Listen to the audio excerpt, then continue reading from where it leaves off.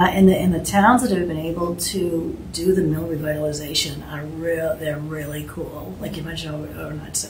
So a few things. The Central Mass Regional Planning Commission, and you're probably familiar with Janet over at CMRPC, they formed a Milltown caucus. They actually have. So even though it's kind of focused on a CMRPC, they're bringing in folks from around the state to talk about where they've had good luck in those mill buildings. Couple things in the mill buildings. When you go into some of the communities, they tend to be on water, right? Because the old mills were using hydro generation. And so they tend to be in some really neat spots. And, you know, Hudson has done a good job because they've been able to revitalize and bring in some of the walking trails and access to the river. Because, you know, seeing water and being on the river is a really neat thing. So the mills themselves, where they are situated, have a lot going for them, but there are a lot of money to bring back. There's a town administrator in Montague, Steve Ellis, that's involved in some of the mills, and he had said to me, he said, you know, we either fix them or nix them. And you have to agree with that, because if you don't fix them, the cost for not fixing, when you were mentioning about some of the ecological and some of the environmental stuff that happens, think about a mill that's on a river, and that starts to collapse. And of course, the mills, you know, who knows whatever they've been used for, what may still be in there and leaching into the water. And we obviously don't want that.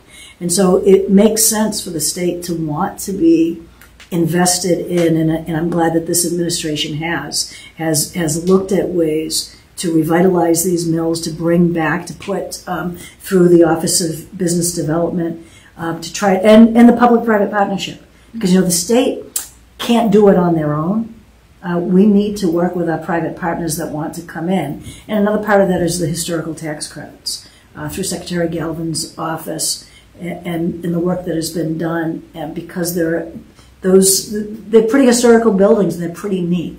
And so, you know, working across the different levels of government and working with our legislative partners and absolutely the public-private partnerships are needed, but we need to fix those buildings, because if we don't, they fall into disrepair pretty quickly. I was up in, just to bring up Templeton again, I was there a couple weeks ago that they're doing over an old school, much the same, because we have a lot of old school buildings. That school has only been sitting for 4 years vacant. You would have thought it had been sitting for 20 years, because it does not take much time at all.